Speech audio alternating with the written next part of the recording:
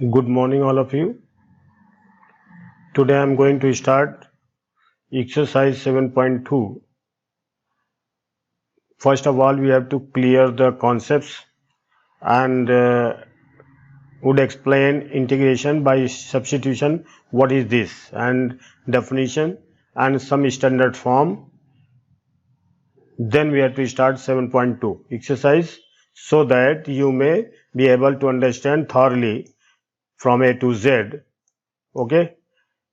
Let's proceed for the theory portion. Here it is written integration by substitution. Exercise 7.2.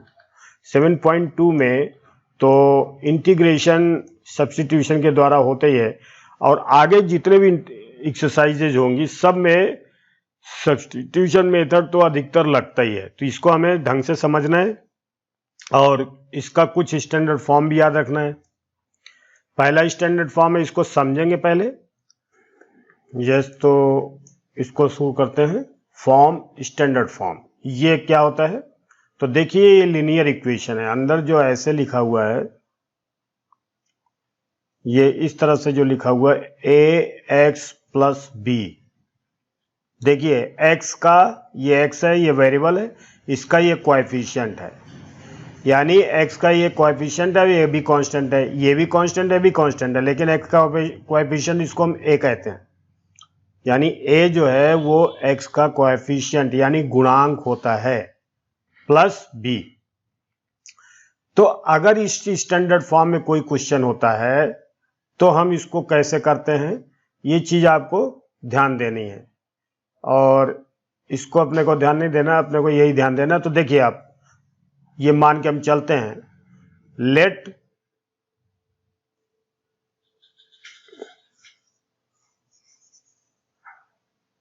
देखिए इसको हम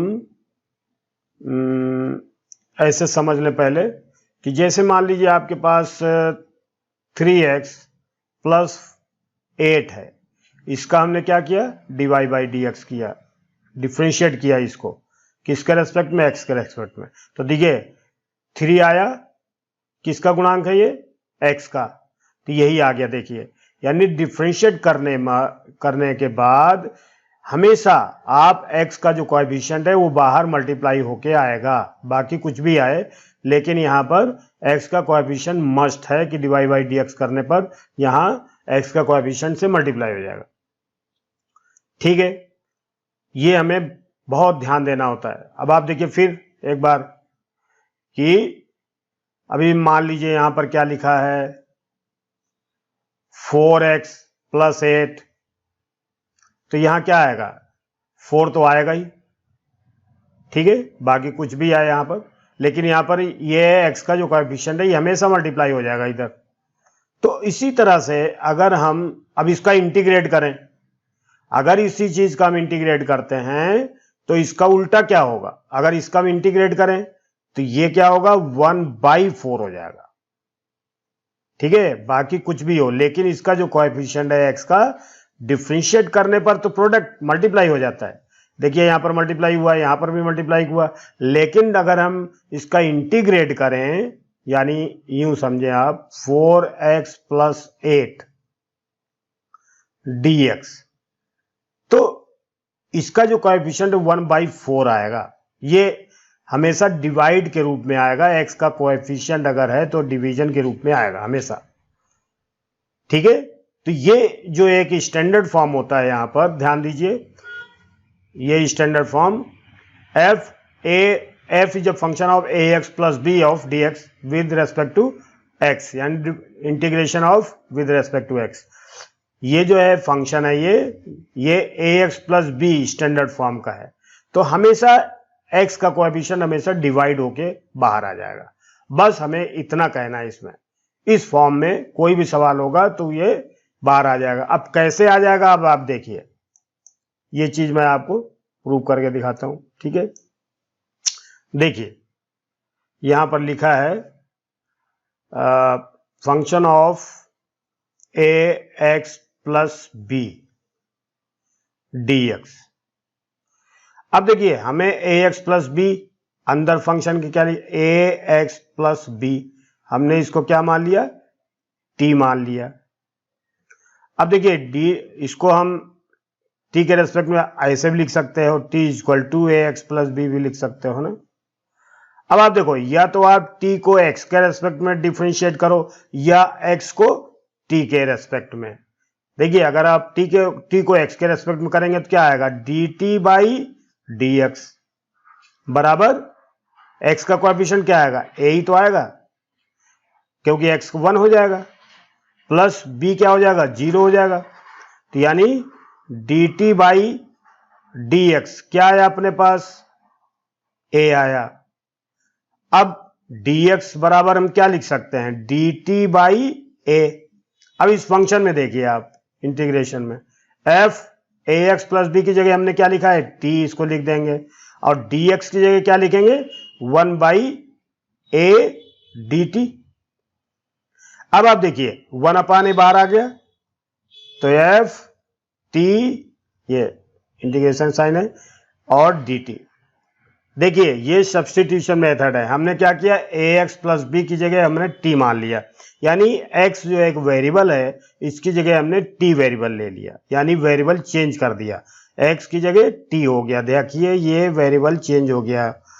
फिर हमने क्या किया, t को x के रेस्पेक्ट में किया। आप चाहें तो x को t के रेस्पेक्ट में भी कर सकते हैं, आप इसको ऐसे भी कर सकते थे, देखिए, और ऐसे लिख सकते थे a D x by D T, है ना, प्लस 0, और ये क्या हो जाता है, 1 हो जाता है। अगर आप क्रॉस मल्टीप्लिकेशन करेंगे तो फिर यही आ जाएगा, तो इसमें कोई दिक्कत नहीं है।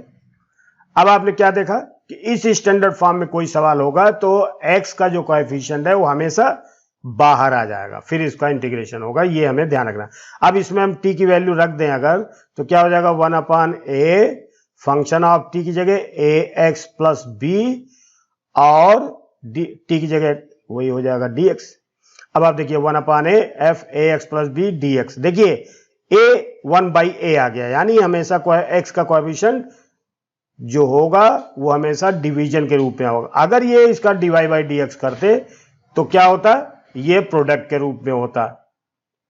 अगर इसका डिवाई बाई डी एक्स करते हम, ए एक्स प्लस बी का d y by d x अगर हम करते तो क्या होता, ये a और x का क्या हो जाता, 1 प्लस 0। देखिए a मल्टीप्लाई के रूप में आया, ठीक है, तो इसको डिवीजन में तो डिवाइड के रूप में आएगा, और डिफरेंशिएशन में मल्टीप्लाई के रूप में आएगा। तो ये एक स्टैंडर्ड फॉर्म है जिसको हमें याद रखना है।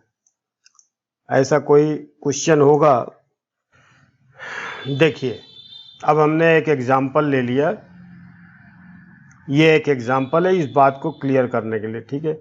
यहां पर हमने ले लिया 8x प्लस 9 dx, ऐसे लिख दिया हमने। तो आप देखिए ये अगर हम देखें ध्यान से तो ये 1 बाई 8 12 हो जाएगा, इसको हम डायरेक्ट लिख सकते हैं 1 बाई 8x प्लस 9, ठीक है, इसको करके दिखाते हैं आपको, ठीक है। Let 8x plus 9 equal to t। तो अब आप देखिए dt बाई डी एक्स, 8 आ गया और x का 1 हो गया, 9 का 0 हो गया, तो ये 8 आ गया। अब अगर हम dx की वैल्यू निकालेंगे तो क्या होगा, dt बाई 8 आ जाएगा। अब इसमें हम पूरी वैल्यू बदलेंगे, देखिए हम इसकी भी वैल्यू रखेंगे, t मानेंगे, इसको t मान लिया है, ये सब्स्टिट्यूशन है, और 8x प्लस 9 का मतलब क्या हुआ, x वेरिएबल को हमने t में बदल दिया यहाँ पर। अब आप देखिए इसकी जगह t हो जाएगा और इसकी जगह dx की जगह क्या हो जाएगा, dt बाई 8। अब आप देखिए इसका जो कोएफिशिएंट है ये बाहर आ गया ना, ये, फिर t dt। अब आप जानते हो, क्या जानते थे कि अगर यहां x होता तो dx का क्या करते, इसकी पावर 1 है तो 1 plus 1 by 1 plus 1 plus constant लिख देते। तो इसी तरह से इसको भी हम करेंगे, t की 1 plus 1 by 1 plus 1 plus constant. तो ये क्या हो जाएगा मतलब, तो 1/8 T square by 2 plus constant, इसको हम बाद में क्या लिख सकते हैं 1/16 टी स्क्वायर प्लस सी, ऐसे लिख सकते हैं इसको। तो आपने देखा कि इसका कोएफिशिएंट हमेशा बाहर आ जाता है, ठीक है। ये सेकंड फॉर्म देखिए क्या है।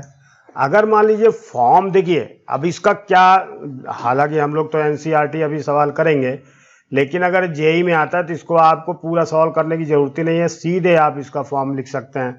देखिए कभी भी अगर इस फॉर्म में सवाल है, कितना बढ़िया मतलब तरीका दिया हुआ है, ए एक्स प्लस बी की पावर एन डी एक्स, ठीक है। तो अब पहले इसको सॉल्व करके दिखाते हैं हम आपको। Late a x plus B को क्या मान लें हम, एक नया वेरिएबल ले लें टी, जनरली हम टी ही लेते हैं। अब इसको डिफ्रेंशिएट करते हैं विद रेस्पेक्ट टू एक्स, तो d t by d x equal to x 1 हो जाएगा, ए बचेगा और बी का 0 हो जाएगा, तो ये ए हो जाएगा। बाई क्रॉस मल्टीप्लिकेशन करें तो a d x equal to d t हो जाएगा, तो डी एक्स इक्वल टू क्या हो जाएगा, डी टी बाई ए।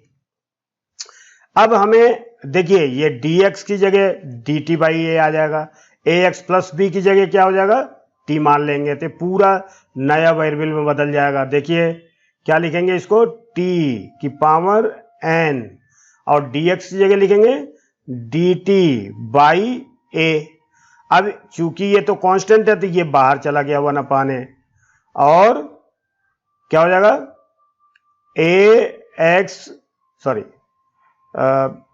इसको हम अब क्या लिख सकते हैं, देखिए 1/a इंटू टी की एन डी टी।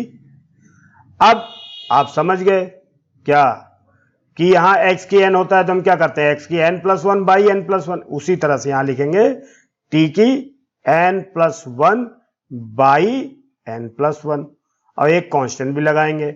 लेकिन अब ये t की वैल्यू हमें वापस रखनी भी पड़ेगी, तो हम इसको वैल्यू रखेंगे t की, क्या लिखेंगे, जहां जहां t है वहां पर हम ax प्लस भी लिख देंगे, तो 1/a into ax plus b की पावर n+1 बाई n+1।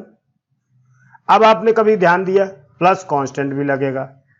देखिए अब इसको डायरेक्ट करने का क्या तरीका है, डायरेक्ट करने का अगर आप ध्यान से देखें तो आपको समझ में आ जाएगा। यही चीज अगर कभी ऐसे दी होती, ध्यान दीजिए, मतलब आप सीधे आप इसको कर सकते हैं, हालांकि एनसीईआरटी में आपको पूरा सवाल करना पड़ेगा। तो देखिए अगर हम इसको देखो, x का कोएफिशिएंट हमने अभी क्या तरीका बताया था कि हमेशा डिवीजन के रूप में आ जाएगा 1/a, फिर ये पूरा हम x समझते हैं तो क्या हो जाएगा ax प्लस बी, ये तो x हो गया, और इसकी पावर डिफरेंशिएशन में हम 1 माइनस करते थे, इसमें 1 ऐड कर देंगे, है ना, और वही चीज इधर भी ऐड कर देंगे और प्लस कांस्टेंट लगा देंगे, काम खत्म हो गया। अब आप एक एग्जांपल देख लीजिए, सवाल देख लीजिए, मतलब एक, ताकि आपको क्लियर हो जाए ये फॉर्म कि यार सही है, ये तो बहुत सरल तरीका है। तो देखिए आप मान लीजिए हमने लिखा है 3x प्लस 8 का 4dx।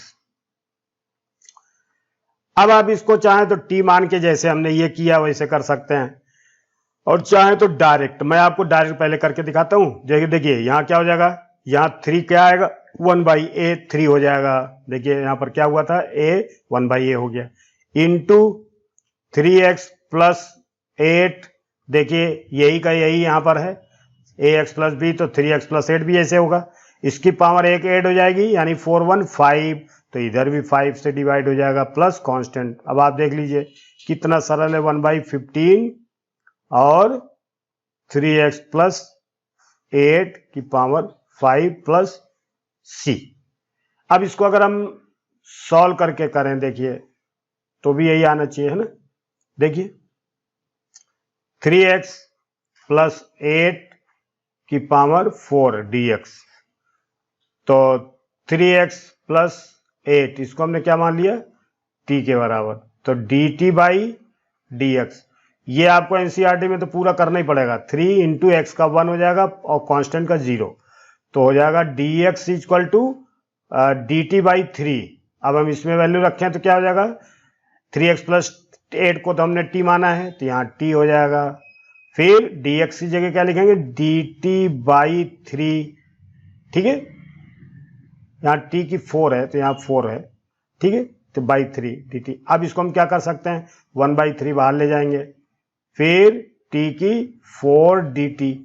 अब t की 4 का 1 बाई 3, t की 5 बाई 5 प्लस कांस्टेंट, यानी 1 बाई 15 इंटू टी की 5 प्लस c।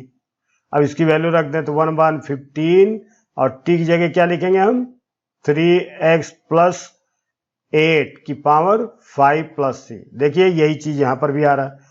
आप स्टैंडर्ड फॉर्म आता है आपको, तुरंत आप डायरेक्ट लिख सकते हैं, ठीक है।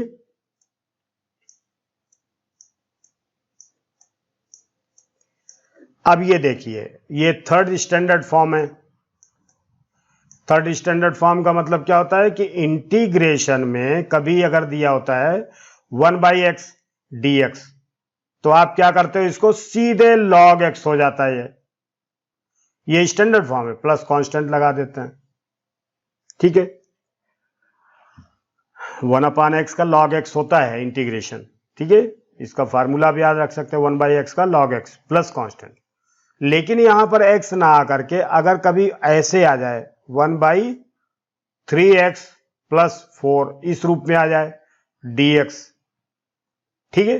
तो ये जो x का कोएफिशिएंट है इसको तो हम 1 बाई a लिख देंगे, और log का तो हमने लिखा ही है तो यहां पर log लिख देंगे, और मॉड ये जो पूरा का पूरा यहां लिख सकते हैं 3x प्लस 4 मॉड में प्लस कांस्टेंट। हो गया आंसर, यानी यहां पर 1 बाई 3 आएगा फिर, ठीक है। तो ये आ जाएगा कांस्टेंट। अब एक सवाल भी देख लेते हैं हम, जैसे हमने फॉर्म लिखा है तो ये फॉर्म यही वाली है, डायरेक्ट यूज कर सकते हैं हम इसका। ऑब्जेक्टिव टाइप में तो आप यूज ही कर सकते हैं, ठीक है। और भी एक दो चीज है जो मैं आपको अभी बताता हूं, फिर उसके बाद एक्सरसाइज चालू करेंगे। हाँ देखिए, ये स्टैंडर्ड फॉर्म ई की है। देखिए ये ई एक्स का इंटीग्रेशन सीधे डिफरेंशिएशन या इंटीग्रेशन ई एक्स का ई एक्स ही होता है, ठीक है, प्लस कांस्टेंट, ये तो हम जानते हैं। ये हम जानते हैं। अच्छा, ये स्टैंडर्ड फॉर्म है तो सीधे कहा गया। अब x की जगह पर ये ना आकर के यही आ जाता पूरा, तो देखिए अब आप इसकी जगह हमारे पास क्या आएगा, ई ए एक्स प्लस बी। अगर ये आ जाए dx तो हम क्या करेंगे, यहां भी हम क्या करेंगे, x का जो कोएफिशिएंट होता है उसको हम बाहर निकालेंगे, 1 बाई a लिख देंगे, और फिर पूरा ए एक्स प्लस बी करेंगे, प्लस कांस्टेंट आ जाएगा, कोई दिक्कत नहीं। लेकिन इसको अगर हम करके बता रहे हैं हम आपको, फिर हम सवाल में इसको सीधे यूज कर सकते हैं। देखिए यहां पर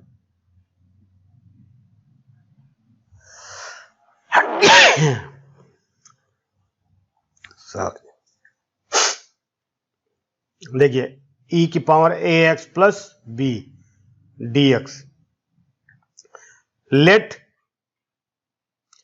ए एक्स प्लस बी, इसको किस में बदलेंगे, एक नए वेरिएबल बदल देंगे t। अब देखिए d t by d x क्या हो जाएगा, a आएगा केवल, तो dx equal to d t by a हो जाएगा, ये क्रॉस मल्टीप्लिकेशन करने पर।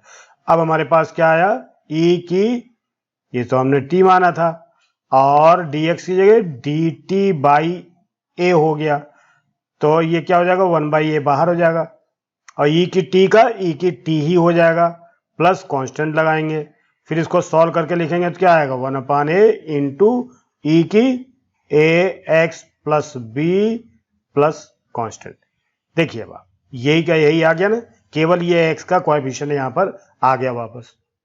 इसको एक सवाल करके देखें, जैसे मान लीजिए यहां e की 3x प्लस 4 है, इंटीग्रेशन ऐसे दिया है, तो इसको हम क्या लिख सकते हैं, सीधे e की 3x प्लस 4, क्या कमी है, x का कोएफिशिएंट, यहां पर हम ऐसे लिख देंगे, प्लस कांस्टेंट आ गया, हो गया।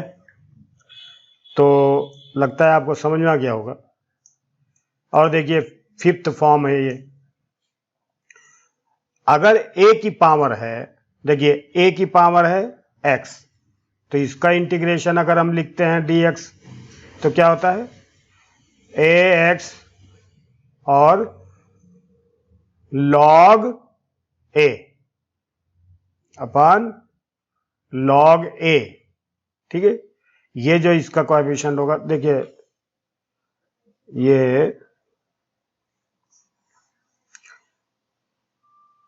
ध्यान दीजिए, a की पावर bx प्लस c है, तो a की पावर bx प्लस c तो रहेगा ही, प्लस कांस्टेंट रहेगा। ये जो है ये b, ये वाला पार्ट b log a, ये चीज लिख दिया जाएगा यहां पर। तो ये भी स्टैंडर्ड फॉर्म इसी तरह से है, इसको याद कर लेंगे तो ज्यादा फायदा होगा। अब आपका आ जाता है, हाँ अब आप एक चीज देखिए, हम सब्स्टिट्यूशन मेथड क्यों लगाते हैं, ये बात मैं आपको क्लियर करके बता रहा हूं। सब्स्टिट्यूट क्यों कर रहे हैं हम, देखिए अगर हमारे पास, देखिए एक नंबर, अब आप देखिए y we use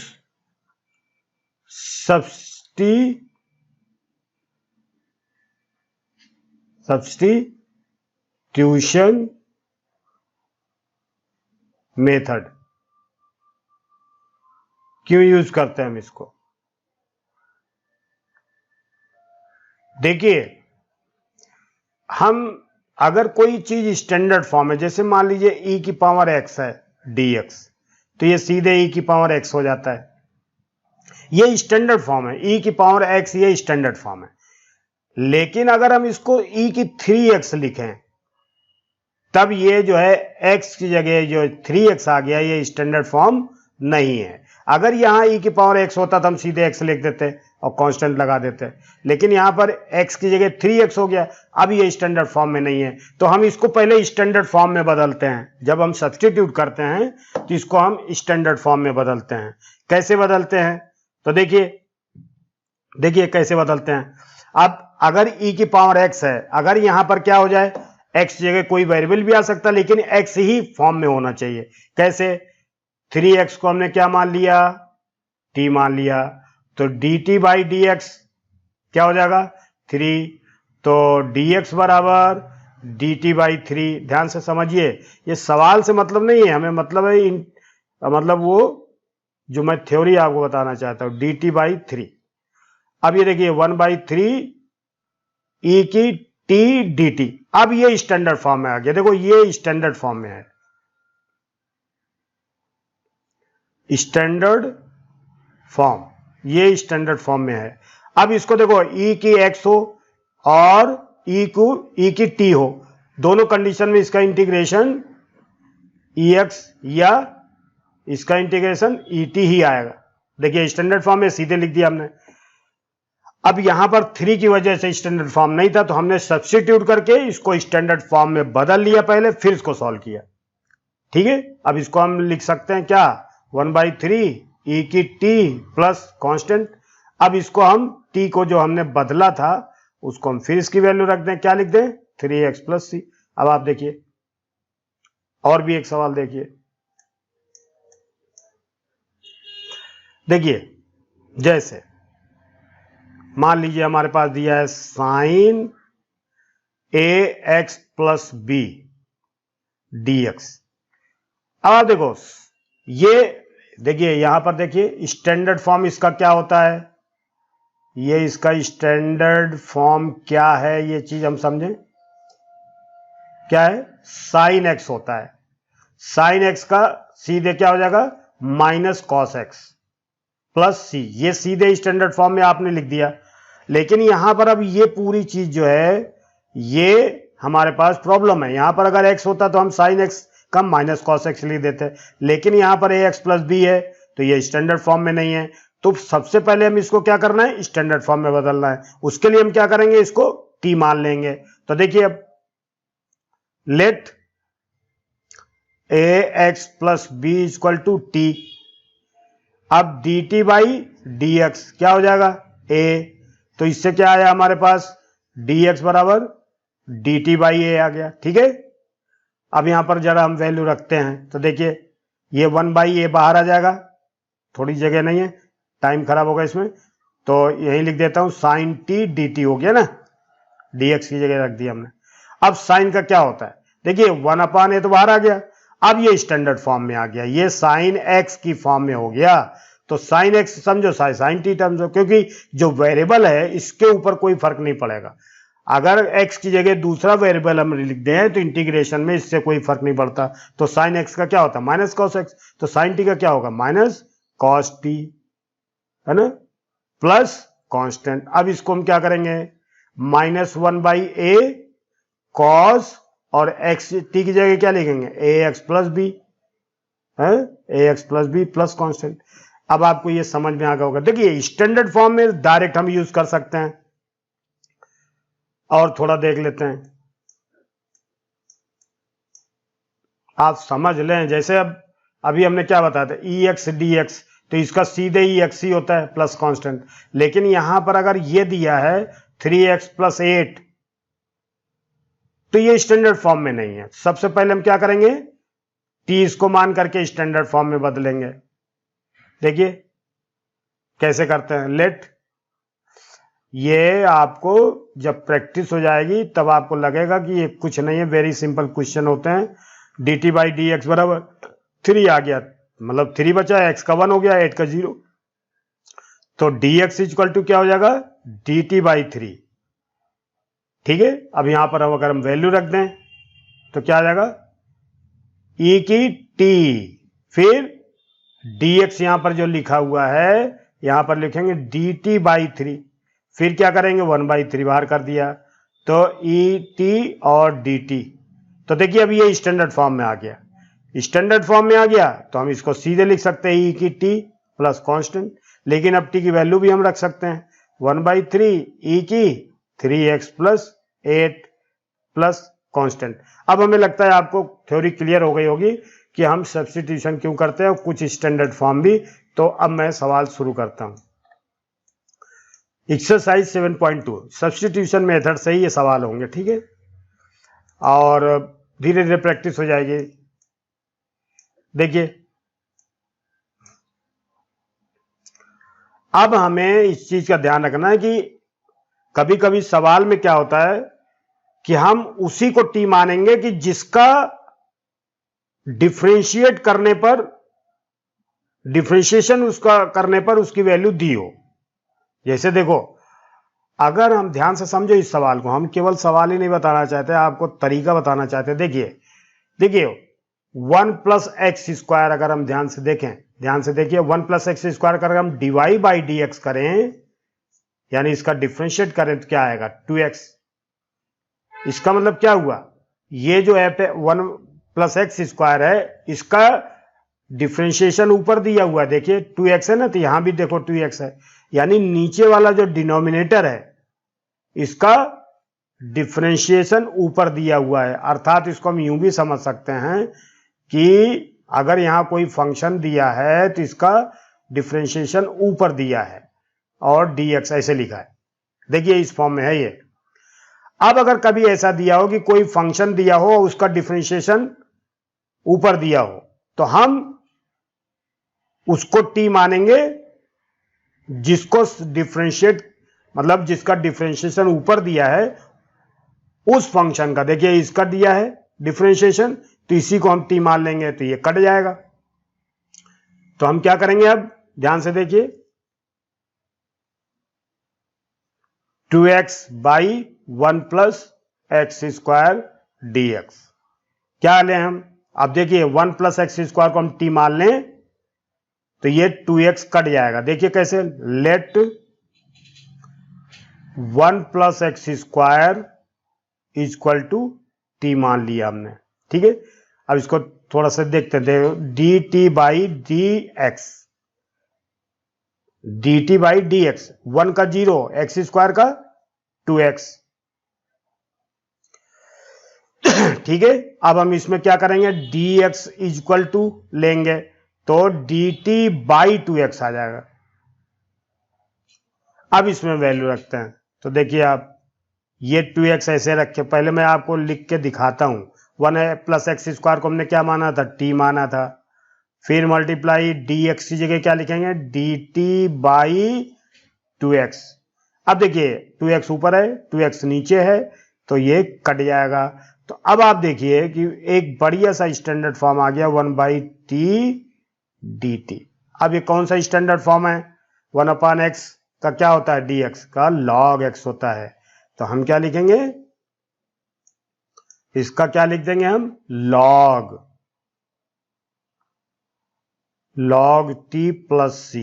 ध्यान दीजिए, अब आप एक चीज ध्यान दीजिए, कभी भी अगर कोई फंक्शन नीचे दिया है उसका डिफरेंशिएशन ऊपर दिया हुआ है तो हम सीधे इसको क्या लिख सकते हैं, log नीचे वाले का ऐसे लिख दो और प्लस कांस्टेंट ऐसे लगा सकते हैं। ये केवल एनसीईआरटी में हम ऐसे नहीं कर सकते हैं, इसलिए मैं ऐसे नहीं बता रहा हूं, आप ऐसे ही करेंगे। टी की वैल्यू अब रखेंगे तो क्या हो जाएगा, log 1 प्लस एक्स स्क्वायर, और इसको हम मॉड में लिखते हैं, आपको ध्यान होना चाहिए, है ना। क्यों लिखते हैं मॉड में, देखिए log का फंक्शन ऐसे होता है, ऐसे।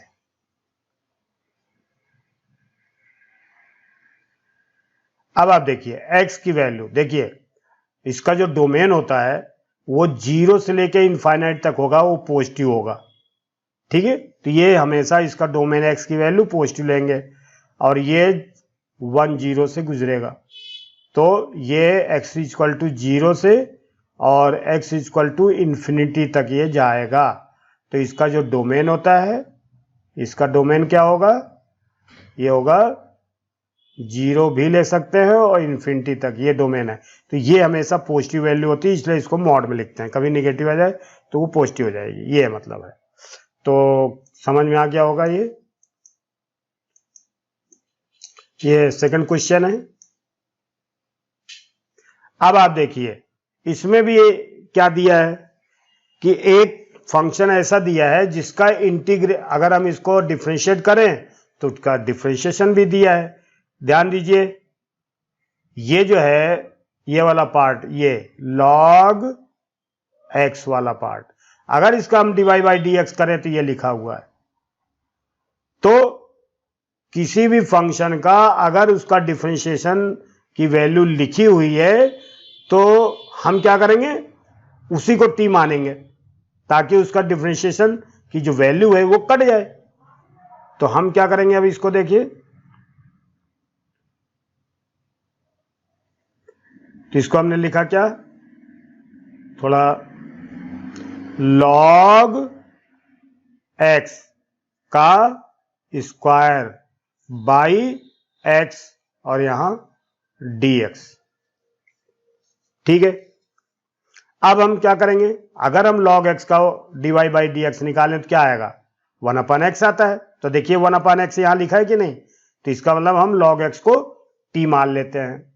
Late t equal to log x। अब आप देखिए dt बाई dx क्या होगा, log x का क्या होता है, 1/x, ठीक है। अब हमें dx की वैल्यू निकालनी है, तो देखिए क्रॉस मल्टीप्लिकेशन करके अगर हम देखें dx की वैल्यू तो x इसमें मल्टीप्लाई हो जाएगा, x dt। अब इसकी वैल्यू हम इसमें रख देते हैं, तो क्या रखेंगे, log x को हमने क्या माना था, t माना था, तो यह स्क्वायर हो गया। यहां पर x है, इंटू dx की जगह क्या लिखेंगे, x dt लिखेंगे। अब देखिए ये x कट गया, अब हमारे पास सीधा t स्क्वायर dt। अब ये किस फॉर्म में है, x की n की फॉर्म में है ये dx। तो हम क्या करते थे, x की n plus 1 by n plus 1 plus constant. तो ठीक वही चीज हम इधर भी करेंगे, t की 2 plus 1 by 2 plus 1 plus constant.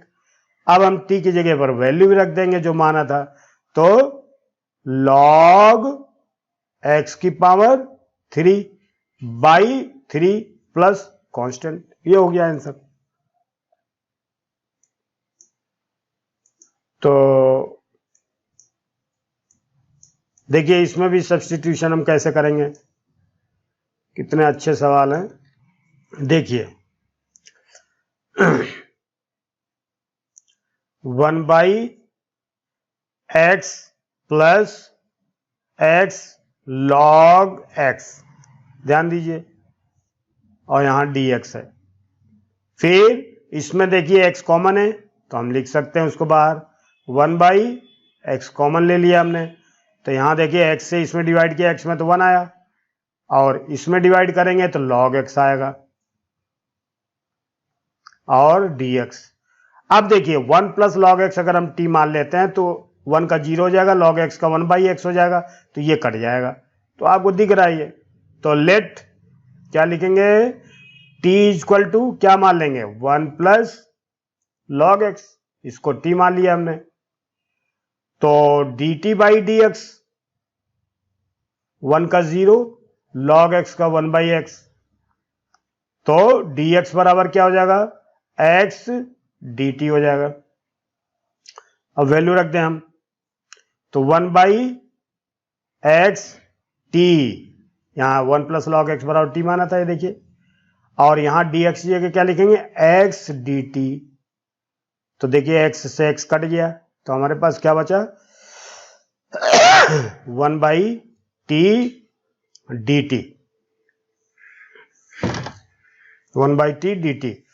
अब ये किस स्टैंडर्ड फॉर्म का है, 1 बाई एक्स लॉग एक्स, तो क्या होता है 1 बाई एक्स लॉग एक्स का लॉग एक्स होता है, 1 बाई एक्स का dx, 1 बाई एक्स dx, तो इसका जो इंटीग्रेशन क्या हो जाएगा, log mod t plus c। अब log t की जगह पर क्या लिखेंगे, 1 plus log x plus c, ठीक है। अब देखिए कितने बढ़िया बढ़िया सवाल हैं आपकी किताब में। फोर्थ, देखिए अगर हम cos x बराबर t मान लेते हैं तो साइन कट जाएगा, समझ लीजिए। लेट, ये पहले हम सवाल उतार लें, sine x into sine cos x dx, तो हमारे लेट t इक्वल टू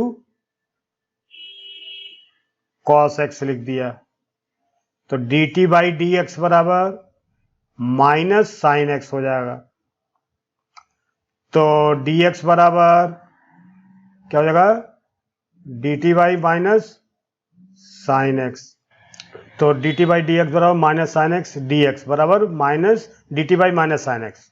अब हम इसकी वैल्यू यहां रख देते हैं, ठीक है। तो साइन एक्स ऐसे रख दिया हमने, कोई दिक्कत नहीं, साइन फिर ऐसे रख दिया, कोई दिक्कत नहीं, है ना। cos x बराबर क्या मान लिया, t, और फिर dx की क्या लिखेंगे, minus dt by sine x, कोई दिक्कत नहीं। अब आप देखिए ये इससे कट जाएगा और ये माइनस इधर आ जाएगा बाहर, तो हमारे पास क्या आ गया, साइन टी डी टी। अब आप देखिए ये स्टैंडर्ड फॉर्म है, साइन का क्या होता है, minus cos T plus constant, मतलब कॉस माइनस माइनस प्लस हो गया, टी की जगह क्या लिखेंगे, कॉस एक्स प्लस सी, ये लिख देंगे, ठीक है। ये भी सवाल बिल्कुल सिंपल सा है। हम इसमें sign a x plus B को टी माने या cos a x plus B को टी माने, इससे कोई फर्क नहीं पड़ेगा, ठीक है। जो मन कहे उसको आप मान सकते हैं। तो यहां लेट क्या लिखेंगे, लेट टी इक्वल टू क्या लिखें, cos a x plus B लिखें या साइन ए एक्स, चलो साइन ए लिख देते हैं, sign a x plus b अब इसका dy by d x, D t by d x क्या हो जाएगा, साइन का कॉस हो जाएगा, तो cos a x plus B हो गया। फिर ए एक्स का ए हो जाएगा, यहां लिख देंगे, एक्स का 1 हो गया, ए तो यहां आ जाएगा, और प्लस बी का 0 हो गया, तो हमारे पास ये आ गया। अब डी एक्स बराबर क्या हो जाएगा, तो डी टी को ऊपर लिखेंगे और ये सीधे नीचे आ जाएगा, ए cos a x plus B. ठीक है, अब ये चीज हम सब इधर रखते हैं। ठीक है, तो ये हो गया हमारे पास sign a x plus B को हमने टी माना था, तो ये हो गया टी। फिर कॉस को इसे रख देंगे, cos a x plus b, और डी एक्स ये लिखेंगे d t by a cos a x plus b. अब आप देखिए इसको ऐसे कट जाएगा ये, तो 1 by A T D T ये आ गया। देखिए 1 बाई ए बाहर कर दिया, कांस्टेंट था, टी ऐसे, अब ये स्टैंडर्ड फॉर्म में आ गया, एक्स डी एक्स है ये समझो, तो क्या हो जाएगा, टी स्क्वायर बाई 2, और यहां पर क्या है 1 बाई ए प्लस कांस्टेंट, तो बराबर 1 बाई 2a, और t की जगह पर क्या होगा, sine a x plus b का whole square plus constant. Thank you very much, and next question will be in the second video. Thank you.